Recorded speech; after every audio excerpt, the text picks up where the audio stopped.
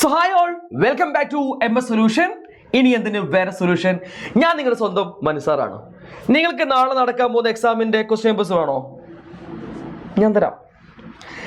എല്ലാം തരുന്നില്ല. ഇപ്പൊ ഞാൻ 7 ചോദ്യങ്ങൾ തരും. ഈ 7 ചോദ്യങ്ങളും ഇമ്പോർട്ടൻ്റ് ആണ്. കഴിഞ്ഞ കുറേ കാലങ്ങളായിട്ട് റിപ്പീറ്റഡ് ആയിട്ട് ചോദിച്ചുകൊണ്ടിരിക്കുന്ന ചോദ്യങ്ങളാണ്. അപ്പൊ നിങ്ങളായിരിക്കും സിലബസ് മാറിയല്ലെന്ന്. അങ്ങനെയല്ലടാ, സിലബസ് മാറിയെങ്കിലും നമ്മളെ ടോപ്പിക്സ് അങ്ങനെ തന്നെയാണുള്ളത്. ഓക്കെ, അതുകൊണ്ട് തന്നെ ഇമ്പോർട്ടൻറ്റ് ചോദ്യങ്ങളാണ്. പിടിച്ചോ. ആദ്യം മലയാളം വായിക്കാം, ഇംഗ്ലീഷ് ഉണ്ട്. നമുക്ക് 7 ചോദ്യം ഞാൻ ഓൾറെഡി പറഞ്ഞു. നിങ്ങൾക്ക് ഓരോ ചോദ്യവും വീഡിയോ അല്ലേ, നിങ്ങൾക്ക് എന്ത് ചെയ്യാം, ഈ ചോദ്യം നിങ്ങൾ കണ്ടു, നിങ്ങൾക്ക് അറിയാമെങ്കിൽ നെക്സ്റ്റ് ഫാസ്റ്റ് അടിച്ചിട്ട് അടുത്ത വീഡിയോ കാണാം, അല്ലെങ്കിൽ അടുത്ത ചോദ്യം കാണാം. ഓക്കെ ആണല്ലോ? അങ്ങനെ ചെയ്ത് പോയാൽ മതി കേട്ടോ, സമയം കളയണ്ട. ഇത് അറിഞ്ഞൂടെങ്കിൽ എൻ്റെ കൂടി ചെയ്ത് പഠിച്ചോ. ഇമ്പോർട്ടൻറ്റ് ക്വസ്റ്റ്യൻ ആണ്. ചോദ്യം വായിക്കാം. ഇൻകാൻഡസൻ ലാമ്പ് നമ്മുടെ കയ്യിലുണ്ട്. അതിൻ്റെ മുകളിൽ 220 വോൾട്ട് 1000 വാട്ട് എഴുതിയിട്ടുണ്ട്. പിന്നെന്താണ് ഇതിനുള്ള അർത്ഥം? എന്താണ് ഇങ്ങനെ എഴുതിയ എന്താ അർത്ഥം? കൂടാതെ ലാമ്പിന്റെ പ്രതിരോധം കണ്ടുപിടിക്കണം. വോൾട്ടത പകുതിയാക്കുമ്പോൾ പവറിൽ എന്ത് മാറ്റം വരും? എന്താ ചോദ്യം? Marked as 220 volt 1000 what.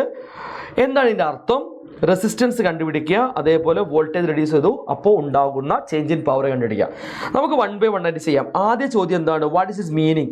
So മക്കളെ, ഒരു ഡിവൈസിന്റെ മുകളിൽ 220 വോൾട്ട് എന്ന് എഴുതിയിരിക്കുന്നു, വോൾട്ടേജ്, പവർ 1000 വാട്ട് എന്ന് എഴുതിയിരിക്കുന്നു. It's meaning is if we gives 220 volt, it power will be 1000 what.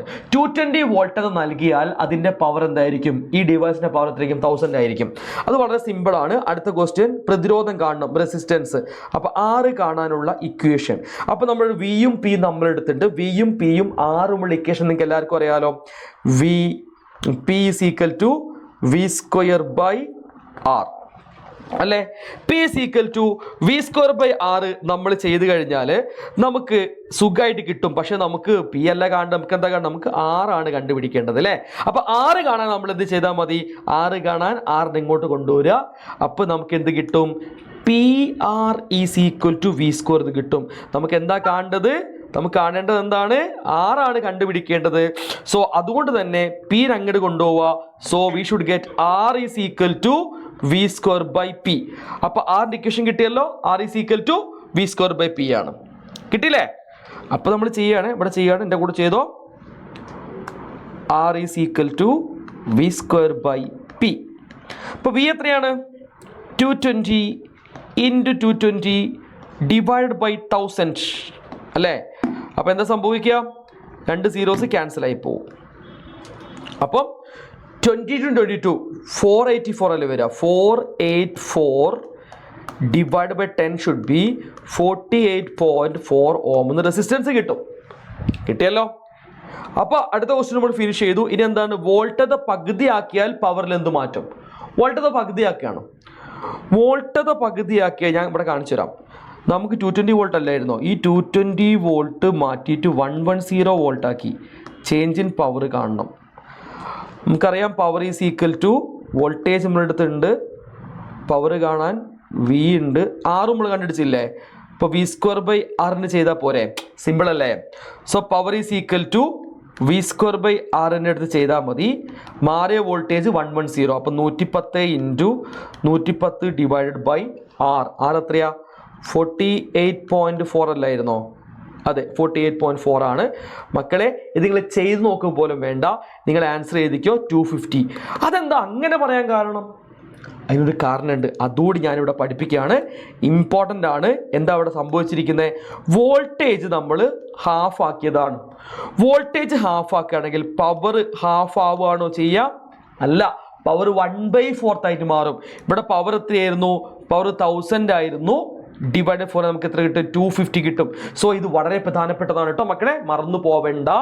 അപ്പൊ ചിലപ്പോൾ നിങ്ങൾക്ക് ഡയറക്റ്റ് ആയിട്ട് ചോദിക്കും. അത് അങ്ങനെ ഒരു ക്വസ്റ്റ്യൻ ഇതിലുണ്ട്, അത് ഞാൻ കാണിച്ചു തരാം. അപ്പൊ നമ്മൾ ആദ്യ ക്വസ്റ്റ്യൻ ഫിനിഷ് ചെയ്തു. Second question, find the type of transformer. ഇതല്ല ചോദ്യം കേട്ടോ, ഇതെല്ലാവർക്കും അറിയാം. ഇതെന്താണ്? സ്റ്റെപ്പ് അപ്പ് ട്രാൻസ്ഫോമറാ. ഞാൻ നിങ്ങൾക്ക് ചോദ്യം തരാം, ഒന്ന് കണ്ടുപിടിച്ച് നോക്ക്. ചോദ്യം എങ്ങനെയാണ്? VS greater than VP. ഇതേതാ ട്രാൻസ്ഫോമർ എന്നാണ് എൻ്റെ ചോദ്യം. അപ്പൊ മക്കൾ നോക്കുക, എന്താ ഈ സംഭവം? നോക്കൂ, VS ഉണ്ട്, VP ഉണ്ട്. വി എസ് വലുതാണെന്നും വി പി ചെറുതാണെന്ന് കണ്ടു. നോക്കൂ, ഈ വായ തുറന്ന ഭാഗത്തുള്ളത് വലുതാണ്, എല്ലാവർക്കും അറിയാലോ. അപ്പൊ വി എസ് എന്താണ്? വലുതാണ്. വി പി എന്താണ്? ചെറുതാണ്. സെക്കൻഡറി വോൾട്ടേജ് കൂടുന്നു. അപ്പൊ സെക്കൻഡറിയിൽ നമ്മൾ എല്ലായ്പ്പോഴും എങ്ങോട്ട് നോക്കണം അറിയോ? ഇതിന്റെ ട്രിക്ക് ഞാൻ പറഞ്ഞുതരാം. ട്രിക്ക് നമ്മൾ സെക്കൻഡറിക്ക് നോക്കാൻ പാടുള്ളൂ. സെക്കൻഡറിയിൽ വോൾട്ടേജ് എന്താണ്? കൂടുതലാ. എടാ, സെക്കൻഡറിയിൽ വോൾട്ടേജ് കൂട്ടി നമുക്ക് ഔട്ട്പുട്ട് തരുന്നു. അതേത് ട്രാൻസ്ഫോമർ ആണ്? Step up. എന്താ ഇപ്പൊ സംശയം? എന്നാൽ അടുത്ത ചോദ്യം, N P less than N S, ഇത് ഏതാ ട്രാൻസ്ഫോമർ? നോക്ക്, ഞാൻ പറഞ്ഞ ട്രിക്ക് എന്താണ്? സെക്കൻഡറിയിലേക്ക് നോക്കണം. സെക്കൻഡറി നോക്കിയോ? സെക്കൻഡറിയിൽ നമ്പർ ഓഫ് ടേൺസ് ആണ് കൂടുതൽ. നമ്പർ ഓഫ് ടേൺസ് കൂടിയാൽ വോൾട്ടേജും എന്താവും? നിങ്ങൾക്ക് അറിയാവുന്ന കാര്യമല്ലേ ഇത്. ഇവിടെ എൻ പി, ഇത് എൻ എസ്, ഇത് വി പി, ഇത് വി എസ്, ഇത് ഐ പി, ഇത് ഐ എസ്, എല്ലാം അറിയാലോ. നമ്പർ ഓഫ് ടേൺസ് കൂടിയാൽ വോൾട്ടേജും എന്താകും? കൂടും. അപ്പോൾ ഔട്ട്പുട്ടിൽ സെക്കൻഡറിയിൽ വോൾട്ടേജ് എന്താണ്? കൂടുതലാണ്. Step up transformer. എന്നാൽ അടുത്ത ചോദ്യം, I P greater than I S, ഇതേതാ? ഞാൻ വീണ്ടും പറയുന്നു, എങ്ങോട്ടാ നോക്കേണ്ടത്? സെക്കൻഡറിയിലേക്ക് നോക്കണം. കറന്റ് ഇൻ സെക്കൻഡറി ഗ്രേറ്റർ ആണ്, കൂടുതലാണ്. സെക്കൻഡറിയിൽ കറണ്ട് കൂടുതലാണ്. അതുകൊണ്ട് അവിടെ കറന്റ് കൂടിയാൽ വോൾട്ടേജ് എന്താകും? സെക്കൻഡറിയിൽ കറണ്ട് കൂടിയാൽ വോൾട്ടേജ് കുറയുക ചെയ്യാം, അല്ലേ? കറണ്ടും വോൾട്ടേജും നേരെ ഓപ്പോസിറ്റ് അല്ലേ വരിക? ഇവിടെ കറണ്ട് കൂടുതലാണ്, അപ്പോൾ വോൾട്ടേജ് കുറവായിരിക്കും. സെക്കൻഡറി വോൾട്ടേജ് കുറവായതുകൊണ്ട് അത് സ്റ്റെപ്പ് ഡൗൺ ആണ്. മനസ്സിലായോ? മതിയോ? മതിയോ? ഒരു ചോദ്യം തരട്ടെ, ഒരു വെറൈറ്റി ചോദ്യം ഇതാണ്. V S by V P greater than 1. ആഹാ, ഇതേതാ സംഭവം? ഇതേതാ സംഭവം മക്കളെ? ഇവിടെ വേറൊരു അൽക്കുലത്തെ പരിപാടി ഉണ്ട്. V S by V P വലുതാണ് ഒന്നിനെക്കാട്ടെന്നാ പറഞ്ഞത്. അപ്പൊ നിങ്ങൾ എന്താ ചെയ്യേണ്ടത് അറിയോ? നിങ്ങൾ ഈ വി പിന് എന്ത് ചെയ്യണം? നേരെ ഇങ്ങോട്ട് കൊണ്ടുപോകണം. ഇതൊരു സമം വിചാരിച്ചാൽ മതി. അപ്പൊ ജസ്റ്റ് ഒരു കാര്യം ചെയ്യുക, വി പിനെ അങ്ങോട്ട് കൊണ്ടുപോവാം. അപ്പൊ നമുക്ക് എന്താ കിട്ടുക? നമുക്ക് കിട്ടും V S greater than V P എന്ന് കിട്ടും. V S greater than V P അത് അങ്ങോട്ട് പോയില്ലേ? അപ്പോൾ ഇനി എങ്ങോട്ട് നോക്കിയാൽ മതി? ഇനി സെക്കൻഡറിക്ക് നോക്കിയാൽ മതി. സെക്കൻഡറിയിൽ വോൾട്ടേജ് എന്താണ്? കൂടുതൽ അല്ലേ? അപ്പോൾ ഏതാ ട്രാൻസ്ഫോമർ? Step up. സെറ്റ് അല്ലേ? സെറ്റ് അല്ലേ? എന്നാൽ ഒരു ചോദ്യം കൂടി തരട്ടെ. ചോദ്യം ഇങ്ങനെയാണ്, I P by I S less than ആക്കാം. Less than 1. എന്താ ചെയ്യുക?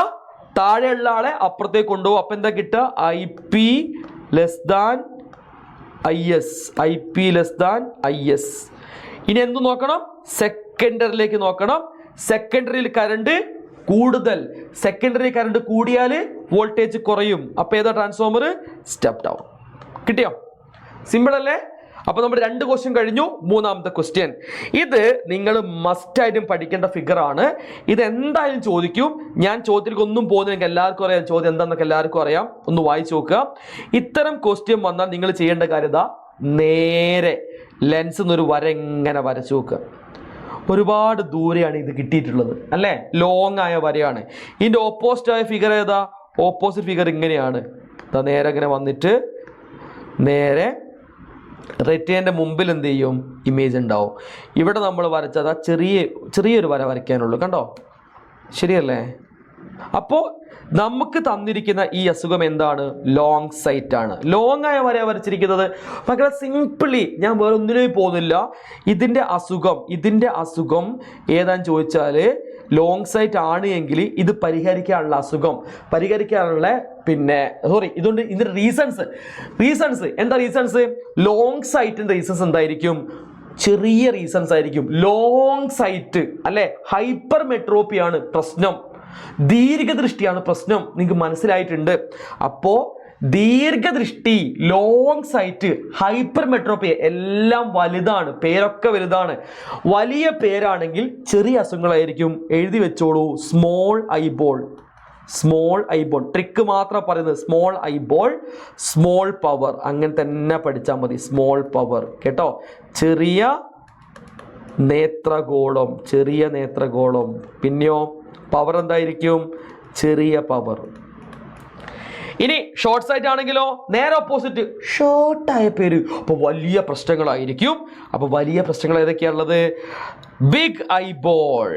കണ്ടോ? ബിഗ് ഐബോളും ബിഗ് പവറും അല്ലെ ഹൈ പവറും. സിമ്പിൾ. ഇത്രേ ഉള്ളത്.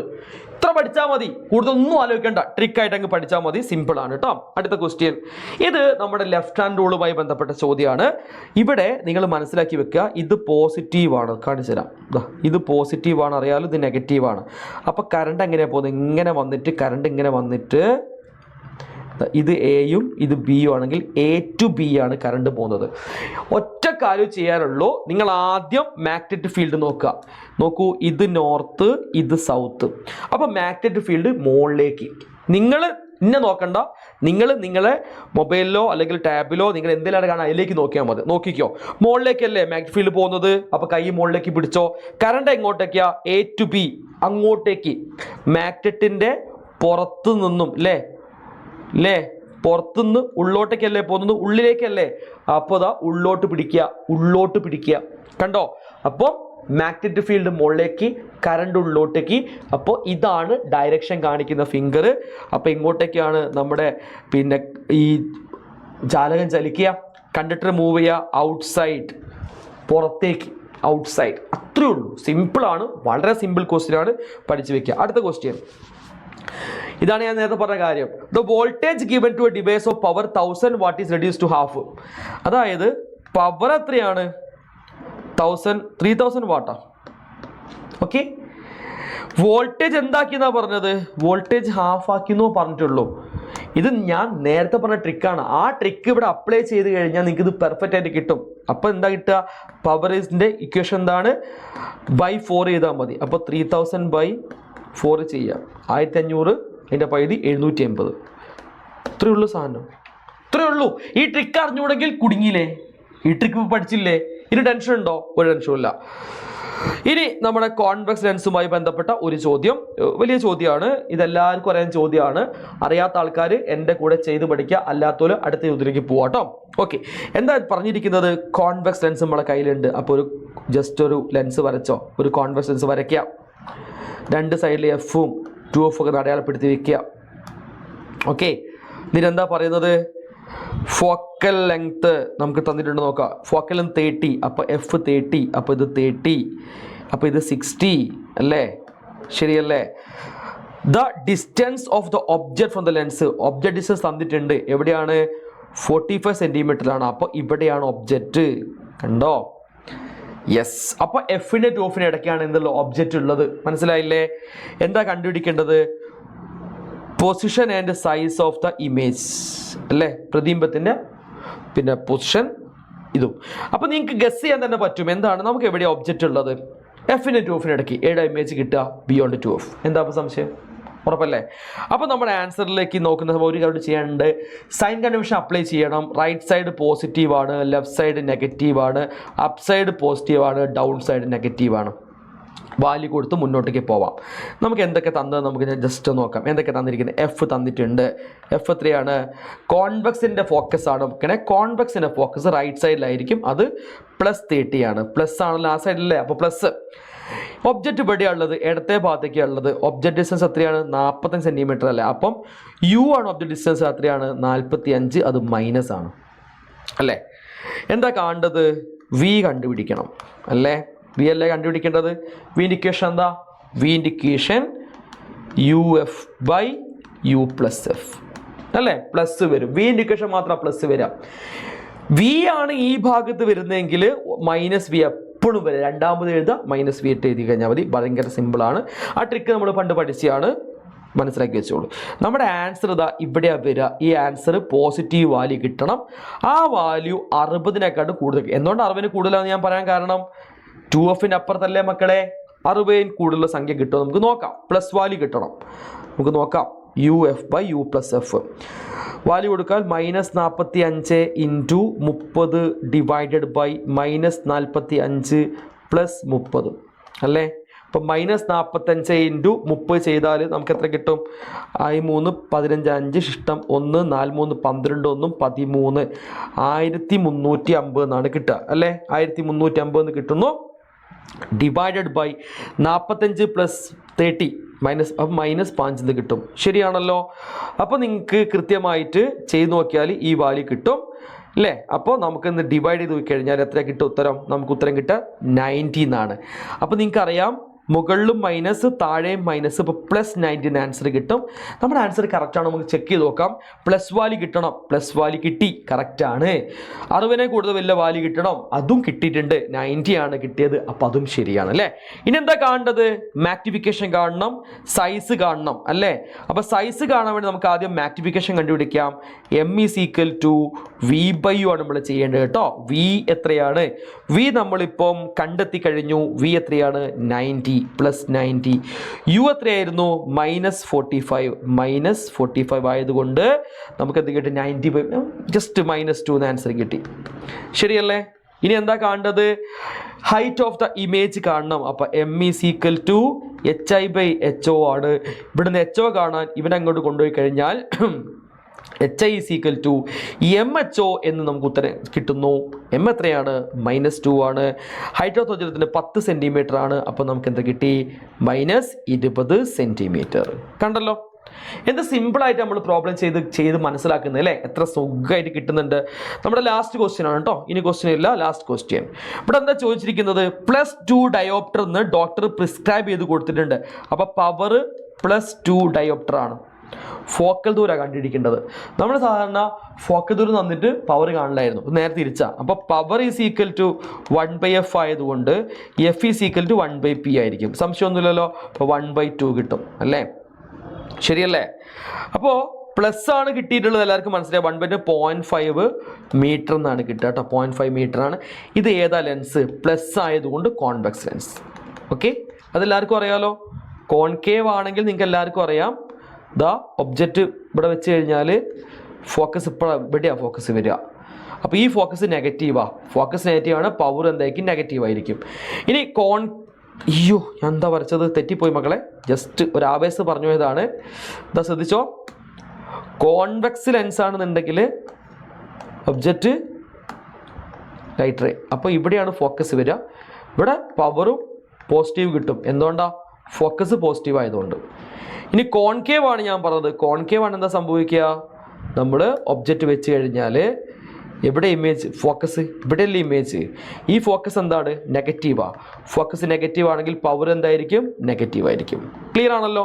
സോ ഇത്രയും കാര്യങ്ങൾ പഠിക്കാനുള്ളത് കൃത്യമായിട്ട് പഠിച്ചു വെക്കുക. നമ്മൾ പറഞ്ഞ ചോദ്യങ്ങൾ എക്സാമിന് വന്നിരിക്കും. ഓക്കെ, നാളെ മോർണിംഗ് ലൈവ് ഉണ്ട്, ഇന്ന് വൈകുന്നേരം 7:00 ലൈവ് ഉണ്ട്. എല്ലാവരും വരിക, സപ്പോർട്ട് ചെയ്യുക. ഞങ്ങൾ കൃത്യമായിട്ട് പ്രഡിക്ഷൻ ആയിട്ടുള്ള ഒരുപാട് ചോദ്യങ്ങൾ പറഞ്ഞുതരും. എല്ലാം എക്സാമിന് വന്നിരിക്കും. ഓക്കെ ആണല്ലോ? സോ വീണ്ടും കാണാം മക്കളെ. ബൈ.